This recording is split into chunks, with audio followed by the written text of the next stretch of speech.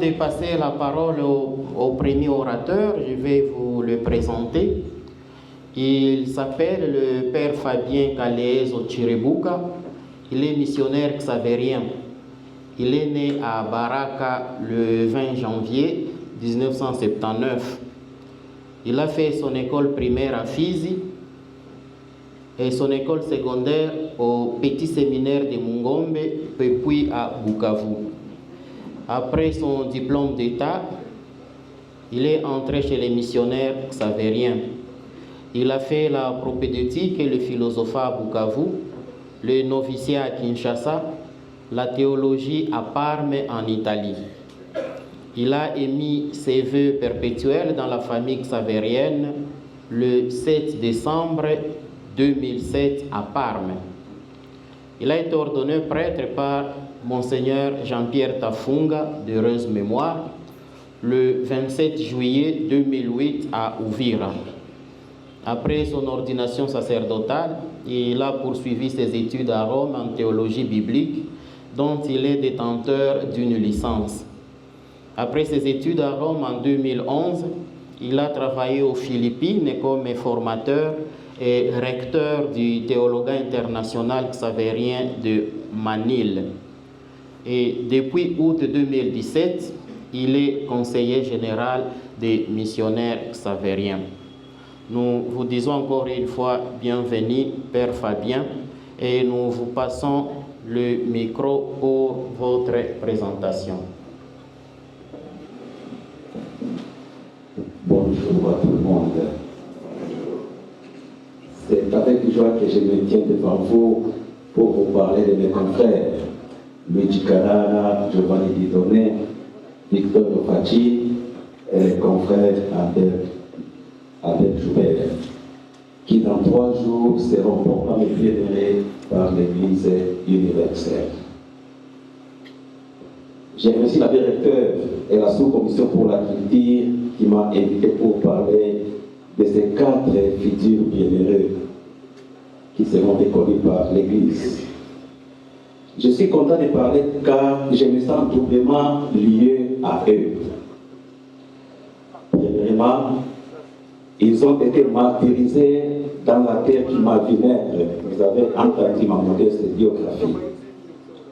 Dans la terre qui m'a vu naître, où j'ai passé mon enfance et j'ai fait mes premiers pas de la vie chrétienne. Je suis né et baptisé à Baraka, première communion confirmation à Fizi, où j'ai fait l'école primaire et j'ai commencé mon cheminement vers la vie missionnaire. Ici, il y a des sœurs Pico de filles, qui ont aussi les semaines légères de la vocation. Deuxièmement, 3 sont mes confrères, Victor Faci, pas Faci, comme certains l'appellent, Luigi Carrara et Giovanni Didone, et un compatriote, Abel Joubert.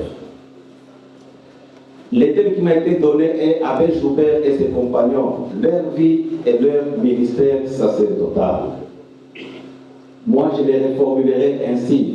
Abel Joubert et ses compagnons, leur vie, leur mission, parce que Faci n'était pas père, mais il était frère avec un cœur de père.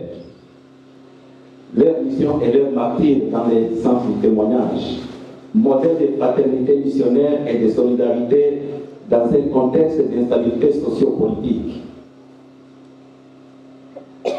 Il m'est difficile de parler de la vie de ces grandes figures dans 30 minutes.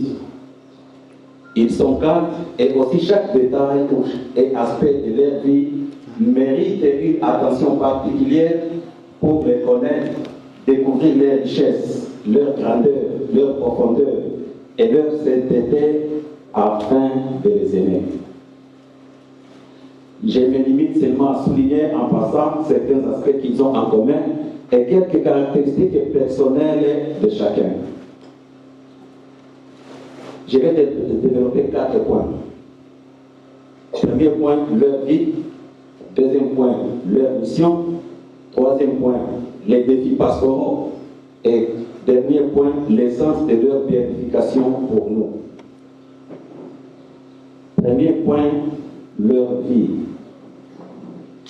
Naissance, Abbé Joubert est né le 21 novembre 1908. Giovanni Didonné en 1930, Luigi Carrara le 3 mars 1933, Vittorio Fachin le 7 janvier 1934. Famille, ils viennent de nombreuses familles. Joubert est le 9e de 10 enfants. Didonné est le 4e de 11 enfants. Luigi est le 7e de 11.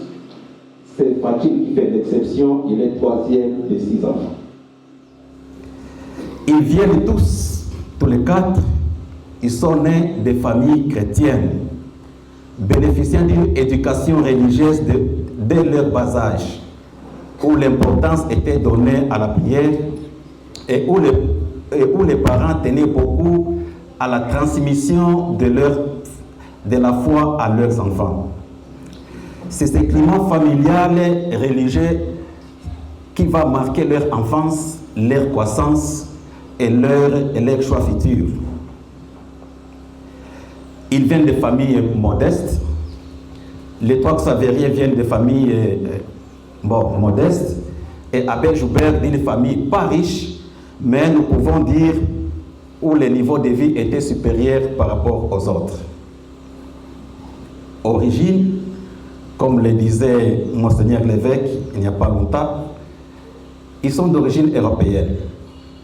Les 3 Xavériens sont d'origine purement européenne, c'est-à-dire italienne. Mais Joubert fait le trait d'union. Il est d'origine européenne et africaine, franco-congolaise. Le père français et la maman congolaise.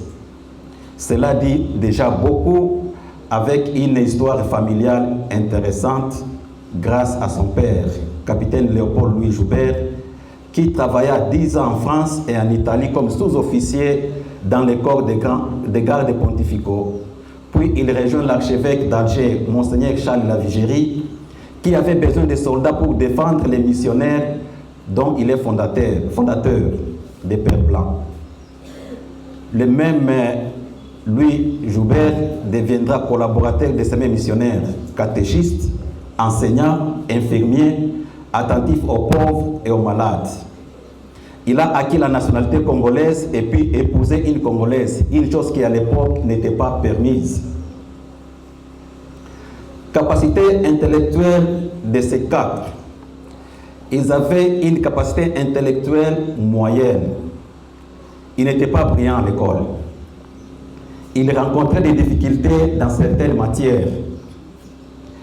Par exemple, Luigi Carrara, à cause des difficultés à l'école, voulait renoncer à devenir prêtre. Mais il a été encouragé par ses supérieurs à aller de l'avant. Il en est de même pour Vittorio Fachin, qui a été déconseillé de devenir prêtre à cause de son niveau intellectuel. Il y a un qui voulait devenir prêtre, il voulait renoncer. Il y a l'autre qui voulait devenir prêtre, mais on lui a demandé de rester frère religieux. Si nous lisons leur biographie, Didonné et Joubert aussi n'étaient pas des élèves brillants. Cela dit quelque chose déjà sur leur vie et comment Dieu utilise les instruments faibles pour manifester sa gloire. La vocation. Dès leur jeune âge, était né en eux le désir de servir le Seigneur. Didonné à 11 ans, Joubert à 12 ans, il entre au petit séminaire, Luigi à 14 ans et Fachin à 15 ans. Une particularité concernant Luigi Carrara, à 18 mois de sa naissance, il est tombé gravement malade de la pneumonie. Les parents et les voisins avaient déjà perdu l'espoir. Sa maman l'a couvert avec son habit blanc du baptême en demandant au Seigneur de les sauver. Et s'il les sauvait, il serait tout au Seigneur et pas pour elle. Le vœu de la maman s'est réalisé après. Dévotion mariale. En eux, on voit clairement la dévotion à la Vierge Marie dans leur cheminement. De façon particulière chez Didonné, qui s'est consacré à elle le jour de Noël de 1952, disant que seulement avec elle, donc Marie, on peut marcher. Le martyr en perspective. Dans leur cheminement, ils ont vu la croix à l'horizon. Ils étaient convaincus qu'en devenant missionnaires, le martyr n'était pas exclu dans leur chemin. D'ailleurs, certains l'ont demandé.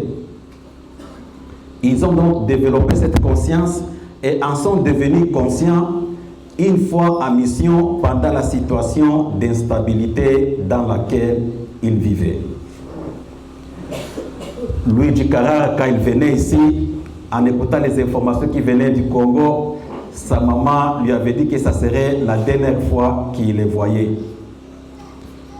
Mais Luigi a répondu à sa maman qu'il meurt au Congo ou en Italie, c'était la même chose. Il y a Giovanni Didone était presque convaincu qu'à un certain moment de sa vie, il rencontrerait la croix. Et à son ordination sacerdotale, il a demandé les dons du martyr. À sa première messe, on lui a pris une photo en train de saluer son curé. Il a fait cadeau de cette photo à ce dernier avec ses paroles avant de partir en mission, donc avant de venir au Congo. Et il a dit: quel honneur pour moi maintenant et pour vous un lendemain non lointain quand vous apprendrez mon martyr. Vittore Fachin, quand le supérieur lui demande de devenir frère et pas prêtre, avec la profession perpétuelle, il dit: comme victime de salut pour les âmes, il vaut mieux que je sois sacrifié à lui que lui de s'immoler entre mes mains. Vu qu'il ne devenait pas prêtre, parce que les prêtres font les sacrifices d'immolation, alors il a préféré être immolé à la place du Christ. Et dans sa lettre à sa famille du 25 mai 1964, Fachin écrit ceci: pour toutes les nouvelles que vous entendrez par radio et par d'autres documents écrits, ne pleurez pas sur nous. Souvenez-vous de nous dans la prière afin que Dieu soit glorifié et qu'il donne à nous tous la force de témoigner de sa gloire. Et un aspect de leur vie, ce que nous pouvons souligner, c'est la brièveté de la vie. Excepté Abbé Joubert qui est mort à l'âge de 56 ans, 3 autres meurent à la fleur de l'âge. Vittorio à 30 ans, Luigi à 31 ans et Didone à 33 ans. Mais ce qu'ils ont fait dans peu de temps semble un travail d'une longue vie. Ils n'ont pas donné au Seigneur les miettes de leur vie, mais leur jeunesse, toute leur vie. Ils ont donc posé des bases pour ceux qui sont venus après. Deuxième point, leur mission. Avant de parler de leur mission, de leur ministère missionnaire, il faut mieux rappeler les contextes dans lesquels ils l'ont exercé. Nous sommes au début de l'évangélisation dans cette partie du pays, donc il s'agit de la première annonce par excellence, avec tout ce que cela comporte comme défi. Nous sommes aussi à l'aube de l'indépendance de notre pays, où il y avait un certain sentiment anti-occidental et où facilement on identifiait les missionnaires avec les colonisateurs. Mais aussi un contexte d'instabilité politique avec la rébellion mouléliste d'inspiration marxiste, d'origine russe et chinoise. Il y a aussi à signaler la présence cubaine. Donc un communiste athée, comme le disait l'évêque, la haine contre les chrétiens ou vis-à-vis de la foi ou de la religion chrétienne. À cette époque, seulement pendant la rébellion, surtout dans l'année 1964, plus de 200 missionnaires ont été tués à cette époque. Les Oblats, Maristes, Pères Blancs, Passionnistes, Prêtres du Sacré-Cœur, les Petits Frères de Jésus, les Comboniens, il y a dominicains, des séminaristes, noirs et blancs, sont morts in odium fidei. Le dernier aspect de ce contexte aussi, à l'époque, il n'y avait pas de facilités que nous avons aujourd'hui.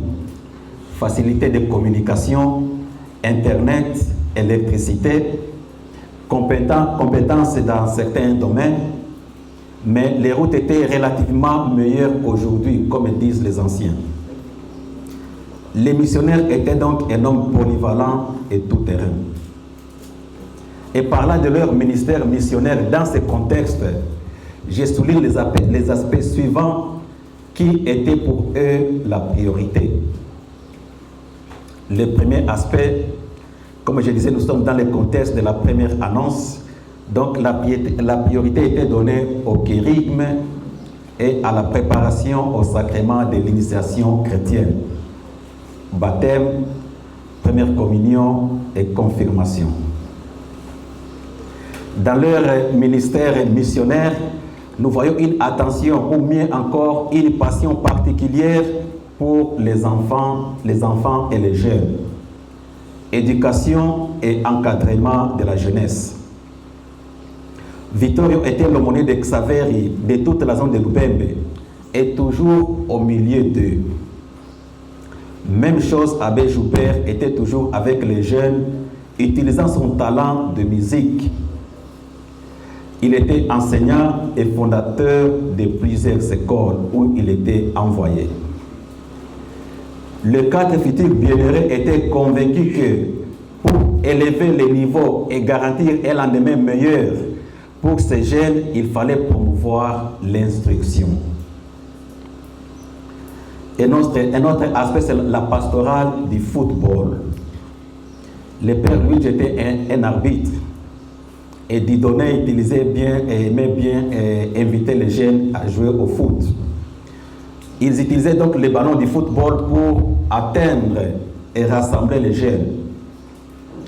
Le même Dieudonné parle qu'il faut partir de l'amitié pour porter les gens au Christ, surtout les jeunes.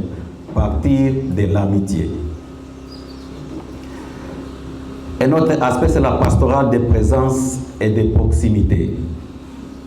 Visite aux malades, aux communautés lointaines, plusieurs safaris aux communautés qui faisaient 1 ou 2 années sans voir le prêtre.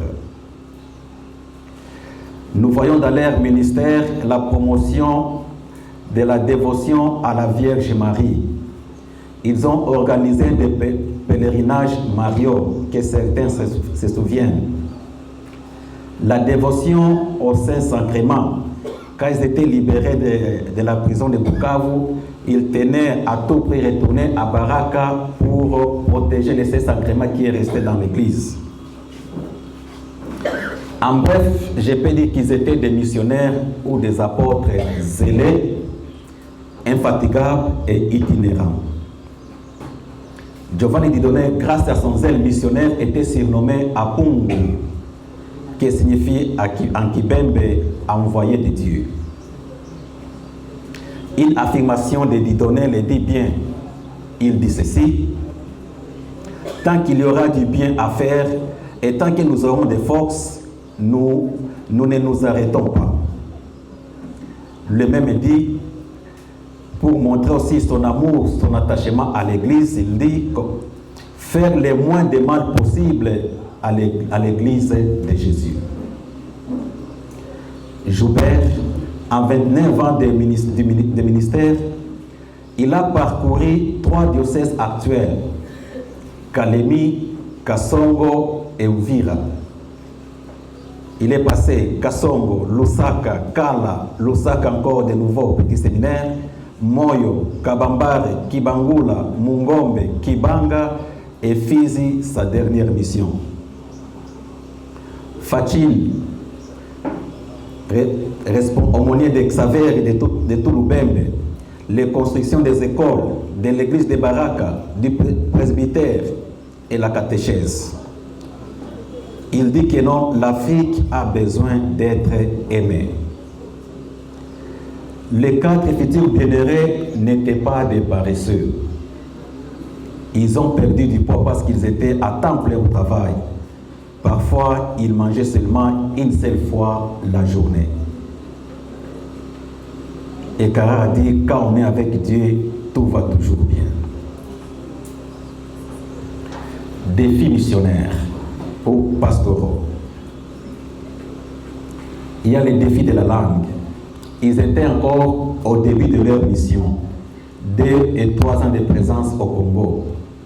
Ils apprenaient encore le Swahili, mais cela n'a pas constitué un obstacle dans leur ministère. Un ministère dans une situation d'incertitude, sans savoir ce qui leur réservait le lendemain. Mais malgré la situation d'incertitude, ils programmaient des activités pastorales, des safaris. Ils continuaient les constructions des églises et des écoles. Ils espéraient contre toute espérance. Nous pouvons dire une espérance à toute épreuve. Ils étaient objets de suspicion, suspectés d'être des espions ou en communication avec le gouvernement central. Comme conséquence, plusieurs fois, ils ont été révoqués, interrogés, la maison réquisitionnée. Comme si cela ne suffisait pas, ils étaient aussi mis au cachot et en prison. Certains ont été amenés jusqu'à la prison centrale de Bukavu. Un autre défi, c'est l'épisode d'apostasie de certains de leurs baptisés. Abedi Masanga, qui les a tués, en est l'exemple. Il a été baptisé à Baraka, c'est dans les registres, mais c'est lui qui les a tués. Il était aussi leur ouvrier de mission. Ils ont eu des moments de découragement, et j'ai mentionné si haut, perte de poids à cause du travail. Un autre défi que nous expérimentons à présent, la montée des eaux du lac Tanganyika. Donc ce n'est pas un phénomène nouveau. Cette montée qui a plusieurs fois a retardé le transport des matériaux de construction. Tout en étant conscients du danger qui était devant eux, ils ont choisi de rester au milieu du peuple auquel le Seigneur leur a envoyé. Leur mission, leur ministère consistait à être avec. Et seulement celui qui aime peut être avec.